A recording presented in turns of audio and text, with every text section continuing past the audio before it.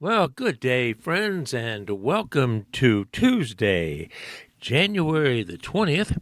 And the reading for today is the Cape Cod Times, as usual.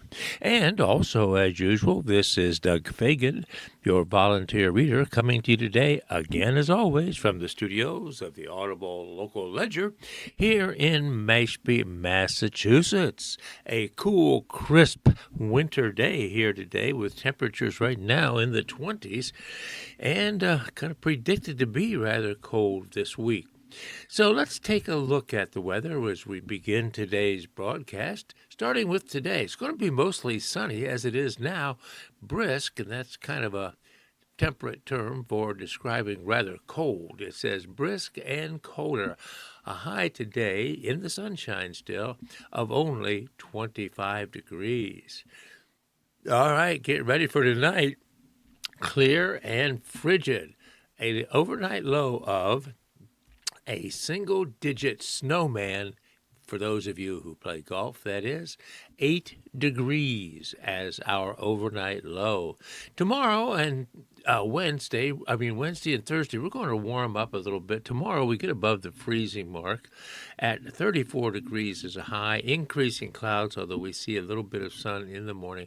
Overnight low of 30, which will be 22 degrees warmer than it will be tonight. Thursday, we get into a high of the 40s, into 42 degrees, an overnight low of 22. Friday, we're at 30 again. Overnight low, check this, folks, 2 degrees. And Saturday, mostly sunny and cold again, times of clouds and sun, overnight low of 7. So tonight, Tuesday, Friday, and Saturday, we're going to have overnight lows in the single digits. So we have that Arctic front that's going through here, upper New England. And bear down, folks, because it's going to be pretty cold outside. Don't imagine any of you are going swimming in this kind of weather, but the water temperature in Cape Cod Bay is warmer than the air. It's at 40 degrees, wave heights 3 to 5 feet, wind direction westerly at 12 to 25. So the wind is kicking up in terms of 12 to 25 knots. Nantucket Sound water temperature 38 degrees, wave heights 4 to 8 feet, again because of those winds, and the wind direction there is west at 15 to 25 knots. Taking a look at temperatures around the South Shore and the Cape, starting first with South Shore, we have a consistent 26 degrees in Wareham, Buzzards Bay, and Plymouth. Crossing the Canal Bridge into Sandwich, we have 26 degrees there in Sandwich, 26 at Falmouth, 27, wow, a whole degrees warmer in Mashpee, and then moving along the Cape, 25 as a high in Barnstable. Same with Hyannis and Dennis. Chatham will be a 26, Brewster 26. Moving on down the Cape, 26 at Eastham, 25 is a high at Truro, and at the tip of the Cape out of P-Town at Race Point, 26 degrees as a high today at Provincetown. Moving out to the islands, if you want to bear the ferry out there in these kind of temperatures and winds, go for it. 28 degrees at Edgartown on the Vineyard and 27 at Oak Bluffs. Further out at Nantucket, 26 at Nantucket Village and 28 at Secaucet. So there you have it, friends. A look at today's weather and the rest of the week where it's going to be, shall we say, quite frigid. So bear down, folks. It's not going to be warm at all. Bring out those winter clothes and keep them ready again. All right, I hope you enjoyed last night's game if you're able to listen to it or even watch it partially. Most of us probably are listening to it. Indiana, the Big Ten Conference, the Indiana Hoosiers prevailed over the Miami Hurricanes in the College Football National Championship by a score of 27-21. And the second half was particularly exciting as Heisman Trophy winner Fernando Mendoza pretty much took over a large part of the game, and though he played not up to all of his standards. He certainly had a great run for a touchdown that put Miami ahead, and they eventually prevailed to end the season with a perfect record of 16 wins and no losses. So hats off to the Indiana Hoosiers. More on that a little later in today's broadcast. Let's move on now to the front page of today's Tuesday edition of the Cape Cod Times and see what articles of local interest we find there. Well, here on today's front page, it's not necessarily an article that accompanies this, but there are three pictures. One is huge, and the headline here says Catch, C-A-C-H-E, of trash. The picture denotes some trash here on a local beach, along with some folks trying to clean it up. It says, clockwise from the left, Barnstable Natural Resources Officer Katie Carpenter's truck fills with trash as she helps volunteers gather up debris that they've gathered at a beach cleanup at Eugenia Fortis Beach in Hyannisport on January the 17th. AmeriCorps member Sasha Kulikova heads back to the collective site with a full bag of trash and a recovered homemade animal trap with an animal skeleton inside. Stephanie King works to free up a portion of a fishing net during the beach cleanup at Eugenia Fortis Beach. And there are two other pictures here showing this group cleaning up various beaches. So please, folks, when you go to the beach, whether it be in the summer or the winter or any season, please pick up your trash and dispose of it properly. This next headline article here on page 1 says new federal lawsuit filed against Vineyard Wind. This is by Heather McCarran as the writer of this article, and she is part of the Cape Cod Times Network, and here's the article. A Nantucket environmental group, along with two local businessmen, are asking a federal court to stop the Vineyard One wind offshore wind project, saying the federal government broke the law when it approved the turbines and continues to break the law by allowing them to operate. Filed on January the 9th in the U.S. District Court for the District of Columbia, the lawsuit seeks to void federal approvals in the Department of Interior through its agency, the Bureau of Ocean Energy Management, granted to the project during the Biden administration. The court agrees construction and operation of the 806 megawatt 62 turbine Vineyard Wind 1 would have to stop until the government finishes a new review. ACK for Whales, a nonpartisan grassroots environmental group, argues that the federal agency rushed the project forward while ignoring evidence of risk to aviation safety and national defense, the potential of harm to endangered whales and other marine life, as well as damage to historic ocean views and concerns about driving up the cost of electricity. Joining the organization are the Nantucket lobsterman Danny Pronk and Martha's Vineyard whale watching and charter fishing business owner William Vanderhoop. They were in such a rush to achieve their political goals, meeting the government, they didn't care what corners they cut. The threat to our national defense or personal flying safety or how high our electric bills would go, said ACK for Whales President Valerie Oliver in a statement. This was politics at its worst, she said. ACK for Whales has years of growing concern is a statement that leads us into our next paragraph. Amy DeCibio of ACK for Whales noted in a January 14th email that the lawsuit reflects years of growing concern about offshore wind projects and their cumulative effects.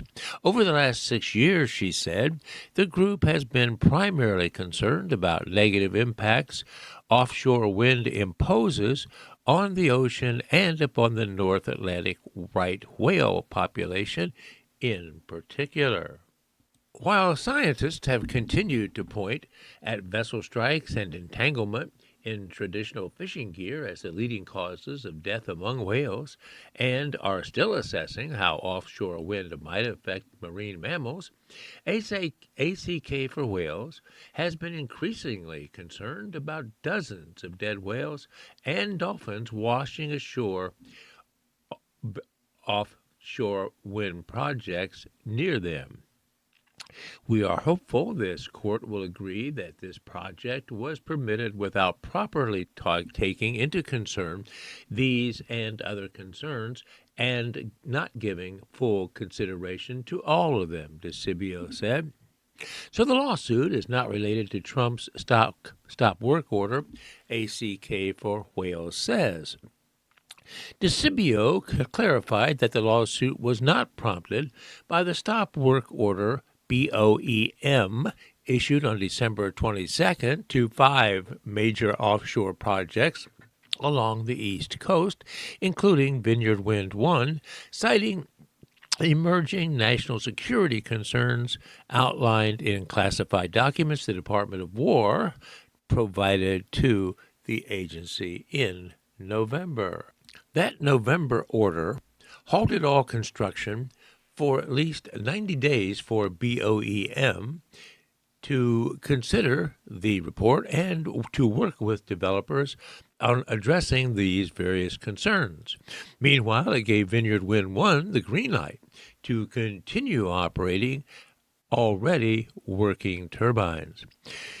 We had filed our notice of intent to sue before the December 22nd government pause, DeCibio said.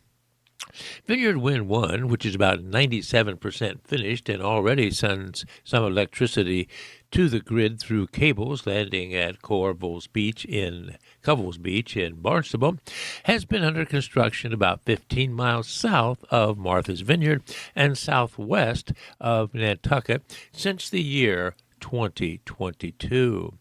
The company, on January the 14th, declined comment on the ACK for Whales lawsuit.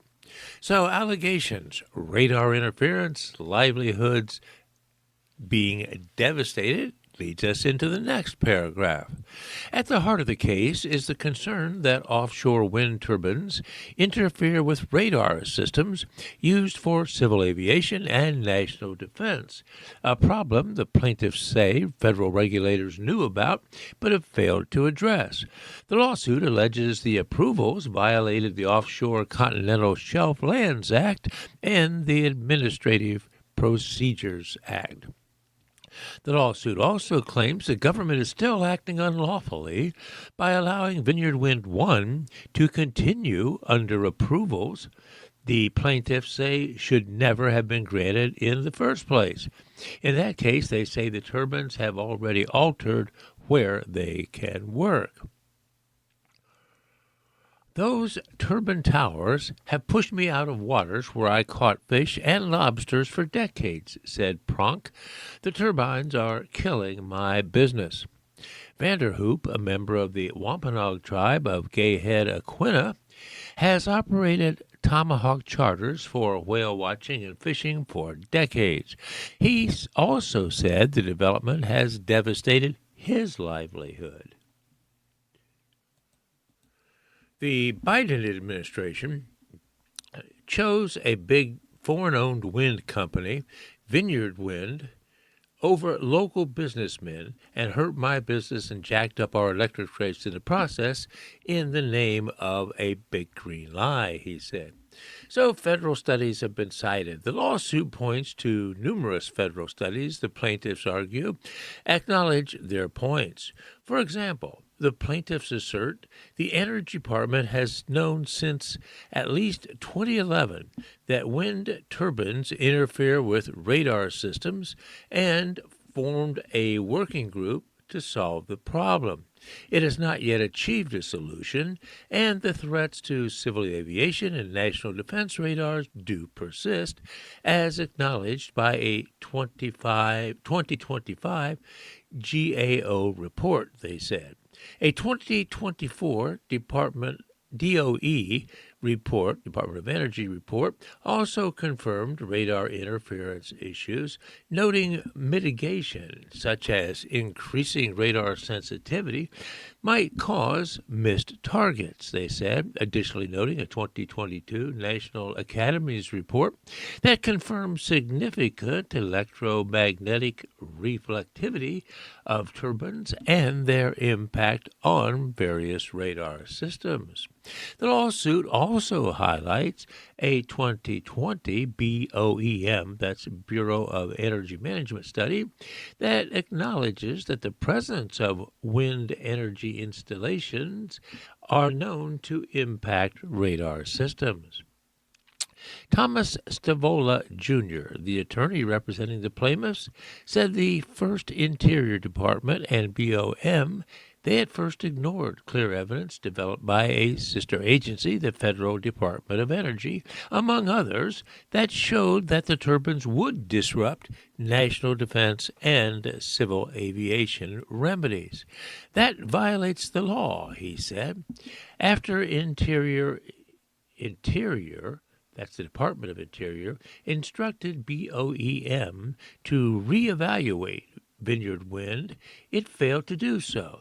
That also violates the law. These approvals should be invalidated immediately, so say the plaintiffs.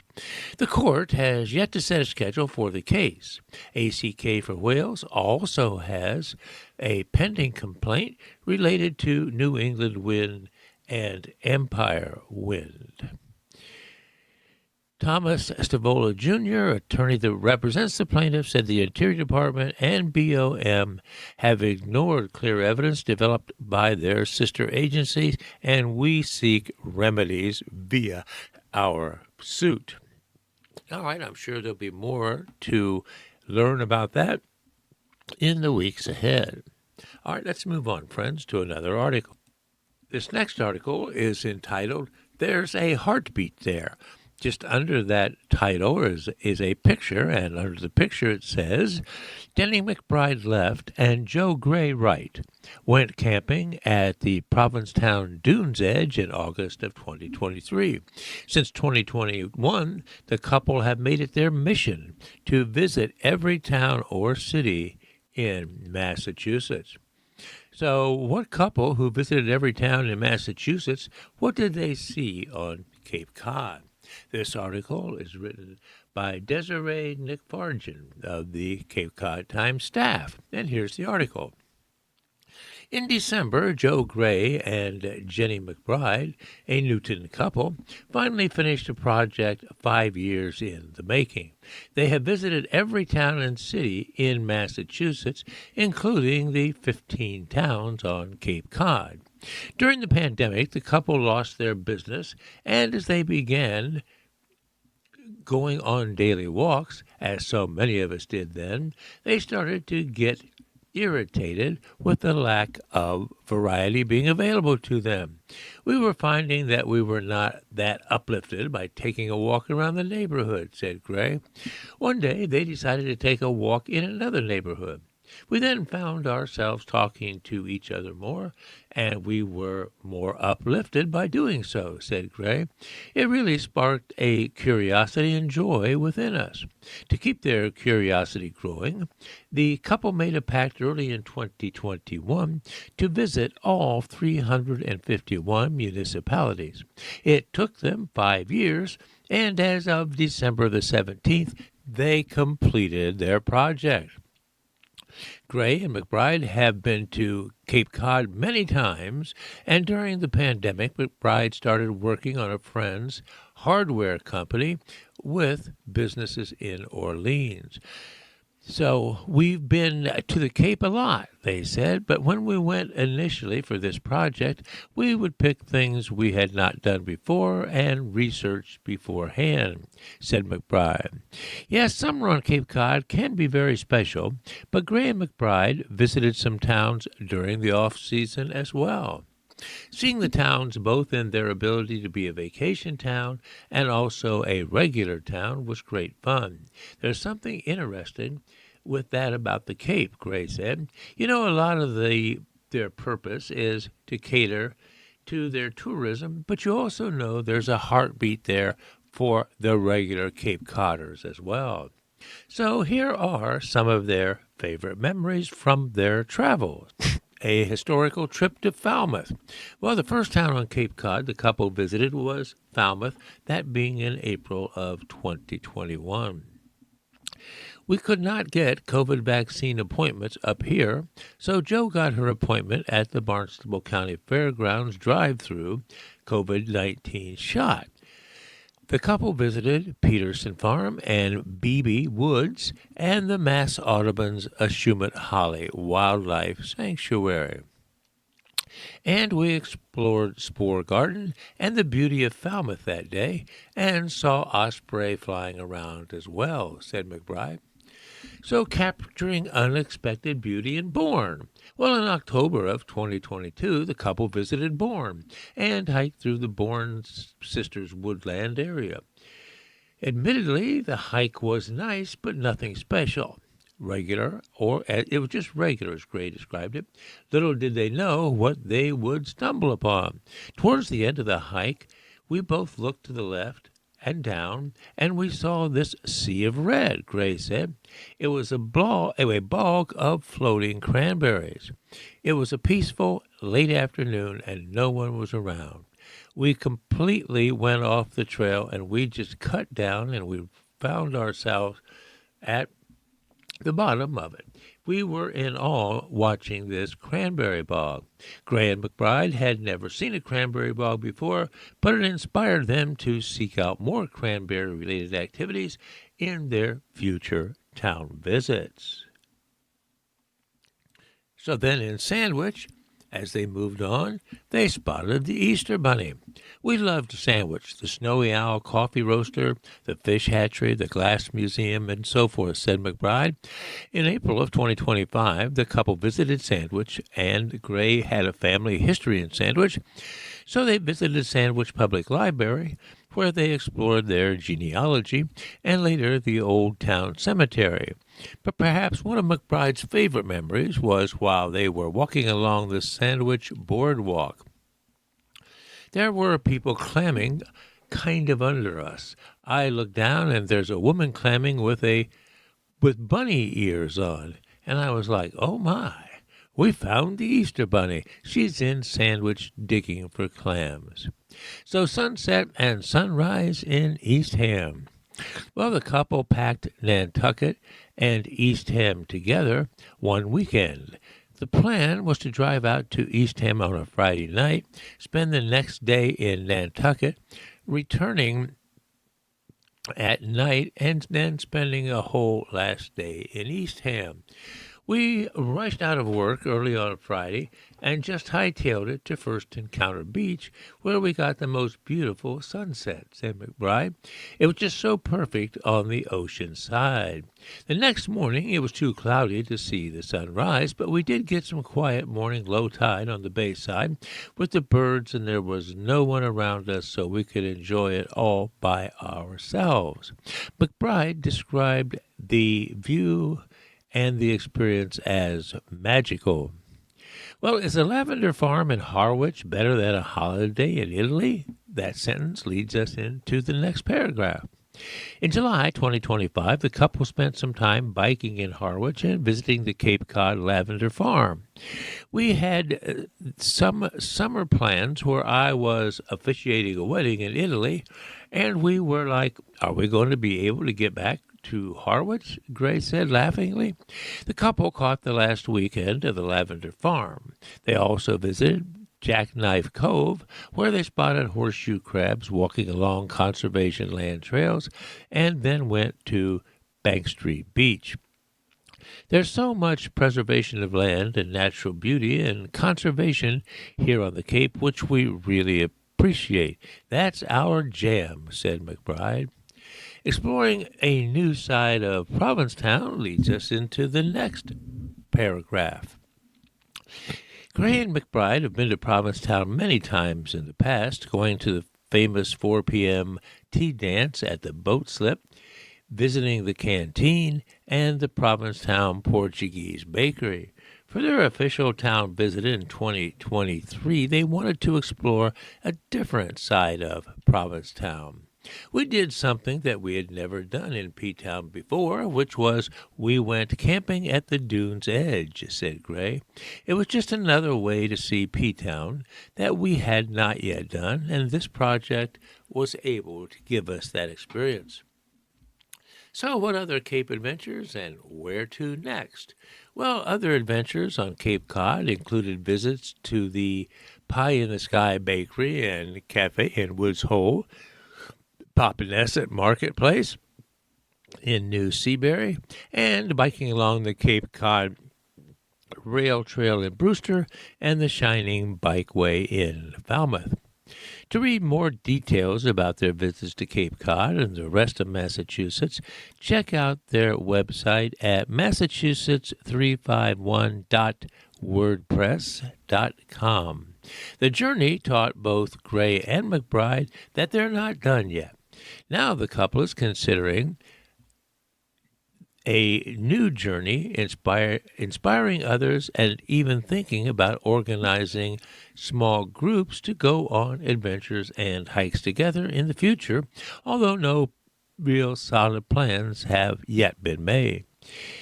If we motivated any single person to just get up and adventure in a way that is more accessible to you and doesn't feel like it's going to break your bank, said Gray, then that's something we're really interested in doing.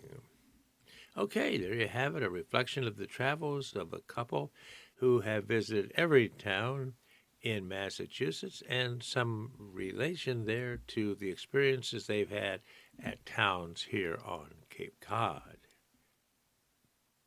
Moving now to page 3, the Cape and Islands page, where 2/3 of the page is taken up by pictures of ads. We do have one article here of local interest, and it says this: witnesses testify about moments before a stabbing. The prosecution expected to rest soon in this murder case. This is by Zane Razak of the Cape Cod Times Network. It has a dateline of Barnstable, and here is the article. The prosecution is expected to rest its case this week in the Barnstable Superior Court trial of a Lynn man charged in the fatal stabbing of a 29-year-old East Falmouth man. Authorities allege that James Blood, Blood, of Lynn, Massachusetts, stabbed Corey Lowe at 444 East Falmouth Highway, Apartment B, around 11:30 p.m. on October the 24th in the year 2022. Lowe was taken to the hospital and later succumbed to his injuries. Blood has pleaded not guilty to charges of second-degree murder, aggravated assault and battery with a dangerous weapon, and causing serious bodily injury. He was entering the nighttime to commit a felony to put a person in fear, so says the prosecution, and he was 40 at the time of his indictment back in March of 2023. Prosecutors intend to call 7 more witnesses, including a forensic scientist in the DNA unit at the Massachusetts State Police Crime Lab. Jurors have already heard from civilians who were present, first responders, police investigators, and a medical examiner. Witnesses last week told the jury about the moments surrounding Lowe's death. Bridget Ferraro, Lowe's girlfriend, who testified under a promise of immunity, said she and Lowe went to the apartment that night to visit a friend and to use cocaine.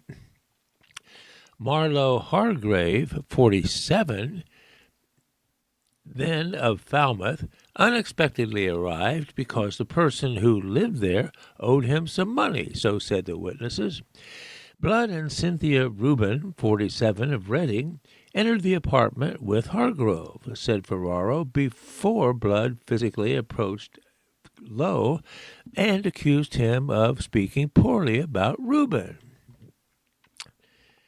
Lowe picked up a sword to defend himself, Ferraro said, and Ferraro said she and the friend liked to collect swords. He's trying to keep distance between him and James Blood, and then he drops it. I see the knife drop or go down, and they start fighting, Ferraro said. Ferraro stated that she jumped in on Blood's back with a box-cutting style knife cutter during that particular tussle, but eventually let him go at Lowe's request. She testified that she saw Blood turn to pick up the sword, and afterwards Lowe had been stabbed with a major wound in the leg. She said she did not actually see the moment Blood allegedly stabbed Lowe. Under cross-examination, Blood, the defendant, his attorney, Kenneth Van Colen, focused on the weapons inside the apartment, Ferraro's criminal record, including drug offenses, and a recent incident from July of 2024 regarding a vehicle stop and search and the drug use of all involved in this case. Fair to say there was a half dozen different knives and swords in that apartment, said Attorney Van Colen. He also highlighted that Ferraro had previously told a grand jury that she believed it was possible she had stabbed Blood, not Lowe, in their struggle. Attorneys for Blood contend that Lowe was fatally wounded during what they called a frenzied clash over a weapon, not after the fight had ended. Also this week, Judge Elaine Buckley decided that Christopher Rosenbaum, an emergency medicine physician and medical toxicologist at Mass General Brigham Newton Wellesley Hospital, would not testify as a defense expert. In a voir dire, or a hearing outside the jury's presence, Rosenbaum testified about the effects of cocaine, including its impact on memory, perception, and the risk of psychosis. Buckley ruled that the testimony would be excluded, saying previously that Rosenbaum had not interviewed any witnesses and that jurors had already heard testimony about how drug use affected those involved in this particular case. Rubin and Hargrove were also each charged in that particular incident. Rubin was indicted on charges of an accessory to crime after the fact, home invasion, assault with a dangerous weapon, and entering without breaking in the night time, putting a person in fear. Rubin is expected to go on trial May the 4th. Hargrove pleaded guilty in April of 2024 to assault and battery to collect a loan. He received a split sentence of 2.5 years, serving 4 months in the Barnstable County Correctional Facility in Bourne, followed by 2 years of probation. Well, I know that's a little confusing, that article, friends, with the references to all the various people involved, so I hope you were able to kind of follow through with me on that. Well, friends, at this point, we typically turn to the obituaries, but has been the case in recent weeks regarding obituaries not being in the newspaper. That's true again today, as we find no obituaries in today's Tuesday edition of the Cape Cod Times. Therefore, we shall move on to another article. Let's go to the Ask Carolyn column and see what person out there in newspaper land has a problem that they think Carolyn can help them with. The headline here says, Stepchild's mom has much lower income and expects not to pay. Well, as you know, friends, the people write letters to explain their problem, and here is the letter for today. Dear Carolyn, my stepdaughter's mother expects my husband and me to pay for everything. We have considerably higher income than she, so we willingly cover insurance, braces, phone, larger things like that. Even though we can afford more, is it rude of us to expect her to pay for drum lessons, for example, and other smaller expenses that occur on her watch? Signed, C. So here it is. Dear C, rudeness is hard to judge, says Carolyn, without more information. But even with all the gaps and the fuzzy spots, I can still make out the basic outlines of pointlessness. So what do you get out of it, really, if you insist that she pay for these things? Think of it in terms of 3 general scenarios. The first scenario is this. The mother can afford the smaller expenses just fine, but she'd rather stick it to you. That may seem like justification for you to expect more and pursue more accordingly, but it also suggests she's vindictive, doesn't it? And if that's the case, then she could make these small dollar amounts a lot more painful to extract from her for the finite years you have left than they are now for you to pay. Painful more for your stepdaughter than anyone else, that is, since it's her foundation that gets shelled when her guardians go to war over who has to pay for her various fees and lesson costs. A second scenario would be this. The mother can't afford the smaller expenses or can't without cutting into her own financial flesh, like her health insurance or ability to save for retirement.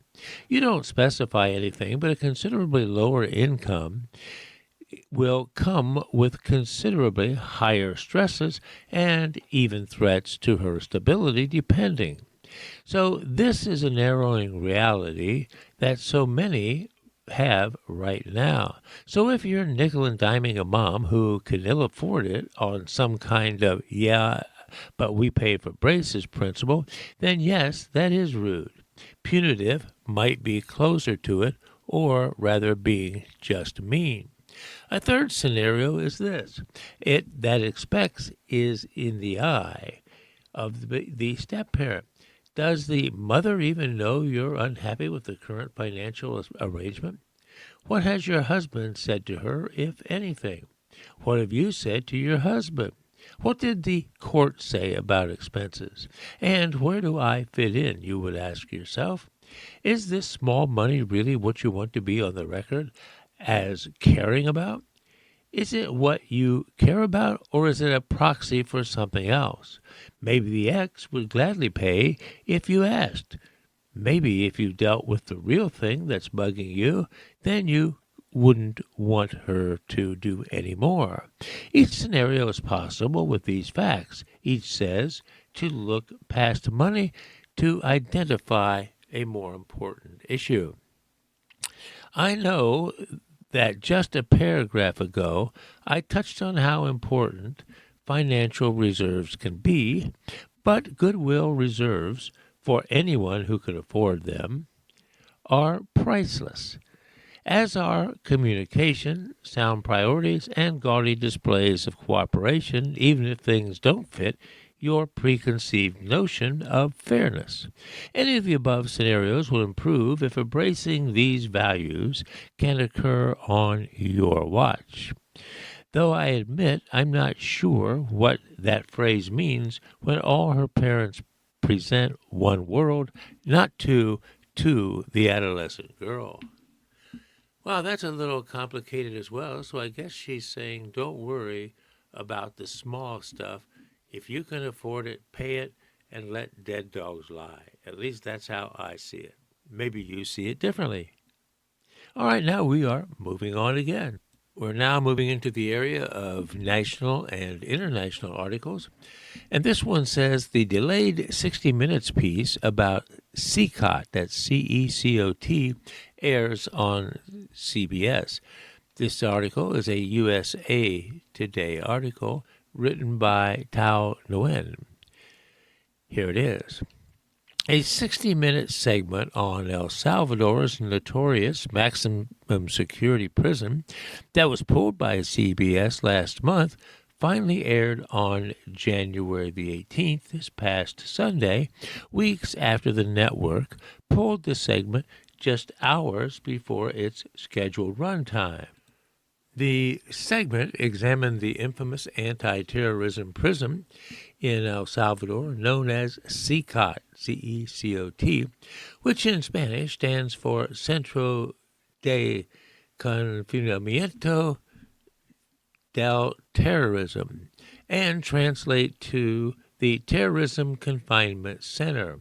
Human rights groups have condemned the facility for its dangerous conditions, and the prison has served as a symbol in President Donald Trump's controversial immigration crackdown. The facility has been used to house some migrant detainees from the United States as part of a deal with the country of El Salvador. CBS News leadership has always been committed to airing the 60 Minutes CCOT piece as soon as it was ready, the network said in a statement about the segment itself. On January 18th, viewers get to see it along with other important stories. The broadcast added comments from the Department of Homeland Security, details of the criminal records of those deported, and additional reporting on one with tattoos, so said the network.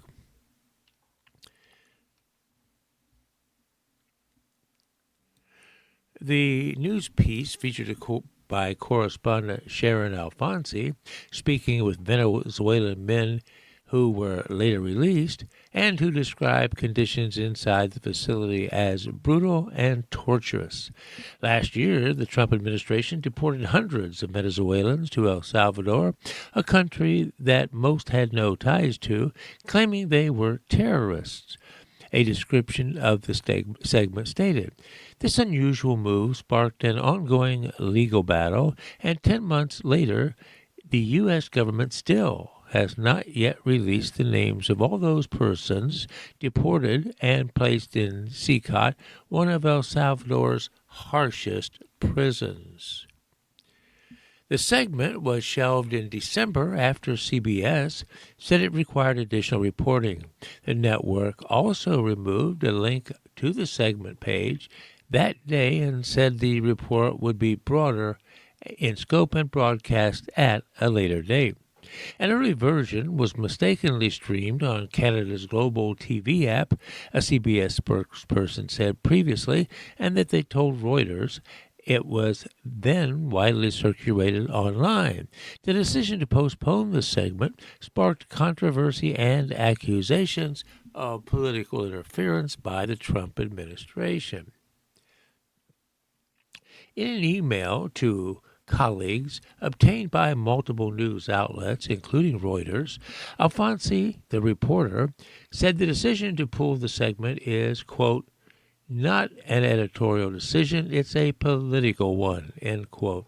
She also reportedly said the piece was screened 5 times and cleared by attorneys for CBS. The decision came as new CBS News editor-in-chief Bari, that's B-A-R-I, Weiss, who's a female, implemented changes at the network after being chosen to lead the news division in October of 2025, following Paramount Skydance's acquisition of the Free Press, the online publication she founded. A former opinion writer for the New York Times and the Wall Street Journal, Weiss was seen by some analysts as a controversial choice since she had never before managed a television newsroom or even produced a news broadcast content. So it'll be interesting in the future, folks, to see the tone, tenor, and direction of the famous 60 Minutes program, assuming that Miss Weiss has seemingly devoted herself to Mr. Trump and tempering the news there. So we'll see how all this turns out. Well, I found another article of local interest buried here in the paper, so I'll read that to you now.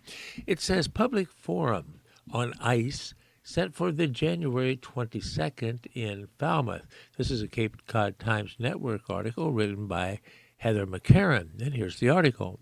Falmouth leaders are inviting residents to a public discussion about the impact of immigration enforcement as national tensions over the U.S. immigration and customs enforcement actions continue. Protests continue to surface in cities and towns across the country. The Falmouth Select Board plans to hold ICE and Immigration, a community conversation, on Thursday, January 22nd at 6 p.m. at the Falmouth Senior Center located at 780 Main Street. This event is intended to give residents a chance to hear personal accounts from people with a variety of perspectives, including local businesses, schools, law enforcement, immigration and legal defense, and various affected families. We recognize there are a variety of opinions about immigration policy, said Select Board Chairperson Robert Mascali in a statement to the press. The purpose of the event, he said, is not to debate policy, but to raise awareness of how immigration enforcement is affecting our community and to talk about what we can do to support individuals, families, community organizations, and various businesses impacted by this issue of immigration enforcement. Nationwide, concerns about ICE enforcement and their tactics have drawn broad attention, with communities reporting increased federal operations and local responses. Over the past week, protests have erupted in Minneapolis and various other cities across the country after federal immigration agents were involved in the fatal shooting of a Minnesota woman, Renee Good. In June, the Massachusetts Attorney General issued guidelines which the Falmouth Select Board shared on the town website as immigration enforcement activity surged. The Attorney General noted it has received many questions about the federal actions, the role of local police in immigration enforcement, and the rights people have when reacting with federal immigration officers. All right, again, that public hearing on ICE activity will be held in Falmouth this Thursday, a couple days from now, January 22nd, beginning at 6 p.m. at the Falmouth Senior Center, located at 780 Main Street, Falmouth. Okay, friends, we're going to move on to another article at this particular point. At this point, friends, let's take a look at the lottery results before we delve into another story. First, looking at the two big ones, the Mega Millions and the Powerball, and recent numbers drawn in those drawings as well as others. The Mega Millions jackpot is up to $250 million. The next drawing for that pot will be held this evening at 11 p.m. The most recent numbers were drawn Friday of last week, and obviously there were no winners, but here are the numbers. 2, 22, 33, 42, 67, and a mega ball of 1. 2, 22, 33, 42, 67, and a mega ball of 1.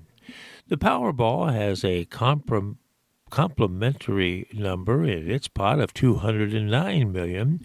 The next drawing will be tomorrow, that's Wednesday at 11 p.m. The most recent numbers drawn, though no one again won, were these: 5, 28, 34, 37, 55, and a Powerball of 17. 5, 28, 34, 37, 55, and a Powerball of 17. All right, taking a look at the Lucky 4 Life, which yields $1,000 a day for life. The next drawing will be held today at 10:40 p.m. Here are the winning numbers from yesterday in the Lucky for Life drawing: 5, 17, 22, 42, 48, and 16. 5, 17, 22, 42, 48, 16. And in the Mega Bucks, that jackpot is $10.8 million. The winning numbers drawn yesterday were these: 12, 18, 21, 23, 34, and 35. All right, Mass Cash. There are two drawings held. The first drawing was held yesterday, the noon drawing. That was held yesterday, as I said, the 19th, and here are those winning numbers: 1, 4, 10, 14, and 17. That's for Mass Cash, the midday drawing. In the evening drawing for Mass Cash, the numbers drawn were these: 9, 23, 29, 31, and 33. 9, 23, 29, 31, 33 for yesterday's Mass Cash evening numbers. All right, friends, that's pretty much a look at the main lottery results, the pots involved, and the drawings held next. So at this particular point, for those of you who continue to play, and you could only win if you play, I say to all of you, good luck, players. Well, friends, if you do much traveling, especially by air, you might be interested in this next article, which is entitled New Flights Are Coming to Logan Airport in 2026. This is a USA Today article, and here it is. After so much New England slush and snow this winter, wouldn't it be nice to go somewhere warmer? Well, of course it would. Boston Logan International Airport grew yet again in 2025, adding destinations both abroad and domestically in the United States to the lineup, according to airport officials. In 2025, Delta Airlines added a flight to Milan, Italy from Logan, and Anguilla Air added a flight from the Massachusetts airport to Anguilla, a territory in the Eastern Caribbean. And there are plans to add 3 new destinations in this year, 2026, though they may not check the box to being for somewhere warmer. Here's a look at what's available now and what's in the works for flyers this particular year, 2026.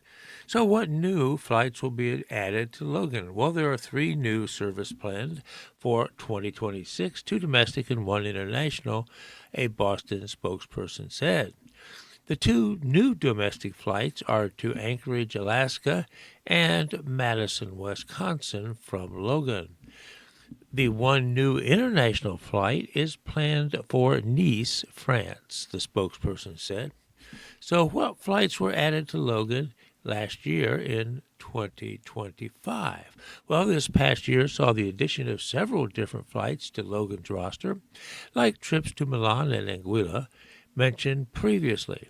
In 2025, Boston Logan Airport got 6 new destinations within the United States, those being Daytona Beach, Florida, Des Moines, Iowa, New Bedford, Mass., Presque Isle, Maine, and Vero Beach, Florida. So where can you fly nonstop and international in 2026?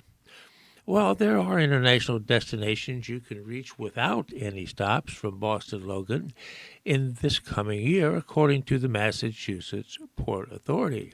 You can, for example, fly nonstop to Abu Dhabi in the United Arab Emirates, Amsterdam in the Netherlands, Aruba, Athens, Greece, Barcelona, Spain, Beijing, China, Bogota, Colombia, Bridgetown, Barbados, Calgary, Canada, Cancun, Mexico, Copenhagen, Denmark, Doha in Qatar, Dubai in the United Arab Emirates, Dublin, Ireland, Edinburgh in Great Britain, Frankfurt, Germany, Grand Cayman in the Cayman Islands, Halifax, Canada, Hamilton, Bermuda, Hong Kong, Istanbul, Turkey, Liberia and Costa Rica, Lisbon, Portugal, London, Milan, Italy, Montreal, Canada, Mexico City, Montego Bay, Jamaica, Munich, Germany, Nassau in the Bahamas,